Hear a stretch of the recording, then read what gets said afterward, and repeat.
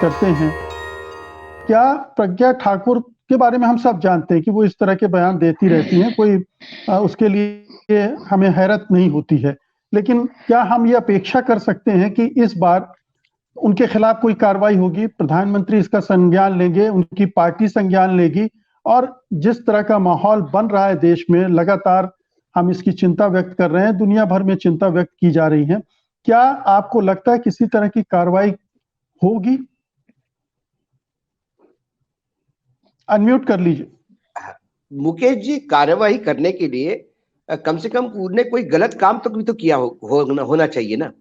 संविधानिक रूप से आप बात कर रहे हैं, सामाजिक रूप से हम बात कर रहे हैं। इस देश की जो ताना बाना है गंगा जमुना सरस्वती तहजीब का, और इस देश की जो परंपरा है उसके खिलाफ ये बात जा रही है, ऐसे हम लोग कह रहे हैं। लेकिन जिस पार्टी को रिप्रेजेंट करती है लोकसभा में, जो पार्टी का जो पितृपक्ष जो पैतृक ऑर्गेनाइजेशन है संघ, और वर्तमान में जो प्रधानमंत्री नरेंद्र मोदी जी है, अमित शाह जी है, इनकी विचारों को ही वो प्रकट करती है, तो वो क्यों एक्शन लेंगे उसके ऊपर? उनके रूप से तो उन्होंने आत्मनिर्भरता की बात की। प्रधानमंत्री बार बार कहते कि आत्मनिर्भर हो जाओ, और उसने कहा कि चाकू की धार और तेज करो। उसके शब्द ही ये कि जिस शार्पनेस से, जिस तेजी से सब्जी काट सकते हैं, उसी तेजी से गला काटना चाहिए। सब्जी काटने का चाकू तो घर में होता है, उसे धार लगा के रखो। आत्मरक्षा के लिए कब गला काटना पड़े पता नहीं। तो आत्मरक्षा के लिए आत्मनिर्भर होना चाहती है वो। महात्मा गांधी गुजरात से आते हैं, नरेंद्र मोदी जी अमित शाह गुजरात से आते हैं। महात्मा गांधी के हत्यारों को महिमा मंडित कर रोल मॉडल बनाने वाली ये साध्वी, जब ये वक्तव्य की पूरा देश निंदा करता है, तो प्रधानमंत्री जी कहते कि मैं दिल से कभी उसको माफ नहीं कर सकता, लेकिन मेरे पार्टी की तरफ से कोई एक्शन भी नहीं ले सकता। ये ब्रैकेट में है। तो ये जो बातें पब्लिकली बोली जाती है प्रधानमंत्री द्वारा, वो ये सिर्फ एक एक एक ऊपर से लगाया हुआ मुलायम एक चद्दर डाली जाती है, या उसको कहो एक नौटंकी है, शुद्ध हिंदी में कही जाए तो। उसका अर्थ यह है, मैं दुख प्रकट करते रहूंगा, तुम बोलते जाना, तुम रुकना मत। नहीं तो एक सेंसिबल आदमी को प्रधानमंत्री नरेंद्र मोदी आज इतनी ताकत रखते हैं कि उन्हें यह बताने की जरूरत नहीं देश को कि उनको दिल में पीड़ा हुई नथुराम गोडसे के वक्तव्य को लेके। लेकिन एक फोन करके यदि साध्वी को समझ देते, तो उसके बाद वो मुंह खोलने के पहले 3 बार सोचती, क्योंकि उसको मालूम था कि जो मैं बोलने जा रही हूं उससे मेरा आका परेशान होगा। लेकिन जब वो डर भी गई होगी कि उनको पीड़ा हुई, मुझे माफ नहीं करेंगे, ऐसा बोला है, अरे वो तो बोलना पड़ता है, पब्लिकली बोलना पड़ता है, भी प्रधानमंत्री है, संवैधानिक पोस्ट पे बैठे। ये सारी बातें इसलिए नहीं हो रही है कि वो करने की आदी है, इसलिए हो रही है कि सिस्टमैटिक रूप से प्लानिंग है। कर्नाटक में चुनाव 6 दिन बाद जो साल चालू हो रहा है, उस साल के मध्य में है। जब कर्नाटक में चुनाव होंगे विधानसभा के, तो अभी वर्तमान में कर्नाटक सरकार उधार के सिंदूर पे जी रही है। उनके अपने विधायक नहीं, तोड़ ताड़ के इधर से उधर से जुगाड़ सिस्टम से उन्होंने सरकार बनाई। येदुरप्पा को हटा के एक दूसरे लिंगायत को लाया, जो बुरी तरह से फेल हो गया। 40% का सरकार के ऊपर कमीशन का टैग लगा हुआ है। भ्रष्टाचार की ऐसे केसेस है कि आप सोच भी नहीं सकते। लिंगायत समाज बीजेपी से नाराज है। मुख्यमंत्री पद से हटा के आप भले ही पार्लियामेंट्री बोर्ड में ले लो, लेकिन येदुरप्पा का हुआ अपमान वो भूलने को तैयार नहीं है। जो रेड्डी ब्रदर्स है, जो उनका मसल और मनी पावर हुआ करते थे कर्नाटक में, उन्होंने अलग पॉलिटिकल पार्टी बनाई हुई। राहुल गांधी की यात्रा को जो अभूतपूर्व सफलता मिली, और बेंगलोर की जो रैली थी उनकी, जो मेरे काफी पुराने संपादकों से भी बात हुई कि मैंने कहा कि सर, आपको पता होगा, आपने जिंदगी दी है कर्नाटक को, नाउ यू आर अबो 80, क्या कभी ऐसी रैली हुई? उन्होंने कहा कि हमारे जीवन में ऐसी रैली हमने देखी।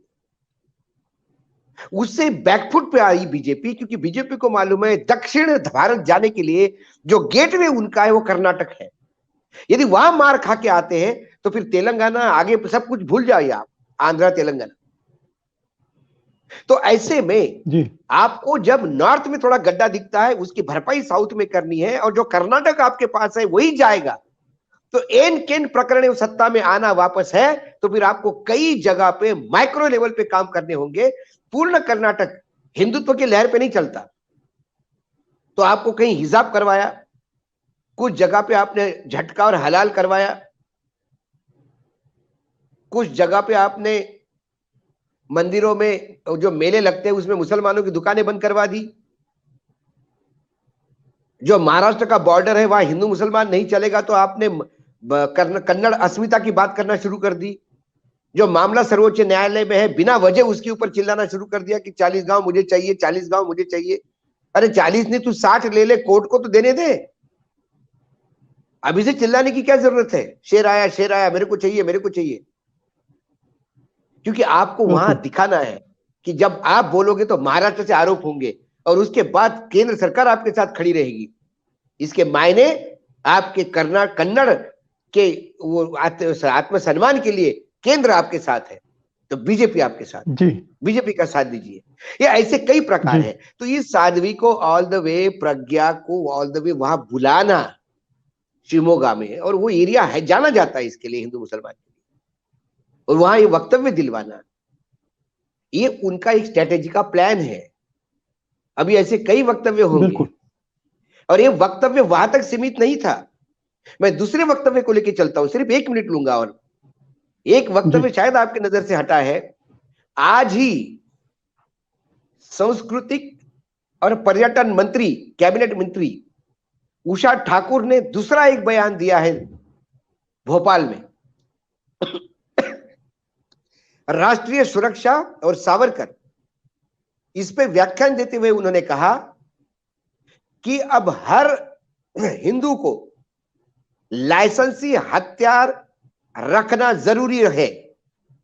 जैसे हम टेबल कुर्सी खरीदते हैं, वैसे हथियार भी खरीदने चाहिए, और लाइसेंस लेके हथियार रखो, क्योंकि लाइसेंस लोगे तो गलत काम नहीं करोगे, लेकिन आत्मरक्षा के लिए हमें हथियार अनिवार्य हो गया है।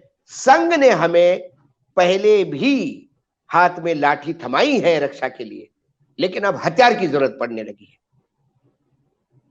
यह सरकार की एक मंत्री, कैबिनेट मंत्री जब हथियार का लाइसेंस लेकर हथियार खरीदने की बात करती है आत्मरक्षा के लिए, इसके मायने यह है कि उस राज्य में लॉ एंड ऑर्डर कोलैप्स हो चुका है। एक आम आदमी को हथियार खरीदने की जरूरत नहीं है मुकेश जी, क्योंकि यहां पे पुलिस है, एक प्रशासनीय ढांचा है जो आपकी सुरक्षा करता है। जब वो सुरक्षा देने के लिए नाकाम रहे, तब आप जाके हथियार खरीदते हैं कि भाई मेरे को किसी की सुरक्षा, मुझे डर लगने लगा। तो एक मंत्री ऐसी कहती है, और उसके बाद भी ना सरकार की तरफ से कुछ वक्तव्य आता है, पार्टी की तरफ से कुछ वक्तव्य आता है। एक कैबिनेट मंत्री बोलती है हथियार लाइसेंस लेके रखो घर में आत्मरक्षा के लिए। एक साध्वी कर्नाटक में जाके एक सांसद कहती है कि चाकू की धार ऐसी लगाओ कि सब्जी के साथ गला भी काटते आना चाहिए। यह अनार्की है। ये सिर्फ पॉलिटिकल, आपको चुनाव जीतने के लिए आप कितने निचले स्तर पर उतर सकते हो जी। ये। और मुझे तो लगता है कि अमित शाह जी को जरा भी लगता होगा तो उन्हें तो इस्तीफा दे देना चाहिए। आंतरिक सुरक्षा देश की उनकी जिम्मेदारी है। उनकी पार्टी की एक कैबिनेट मिनिस्टर, एक राज्य की एक सांसद आत्मरक्षा के लिए हथियार उठाने की बात करती है, इसका मतलब गृह मंत्रालय पूर्ण रूप से फेलियर हो गया है। बिल्कुल। और तीनों जगह पे, दिल्ली, मध्य प्रदेश और कर्नाटक, बीजेपी की सरकार है। इसलिए वो बोल नहीं सकते कि उनकी दूसरे की सरकार है, इसलिए हम ऐसा कह रहे थे। बिल्कुल।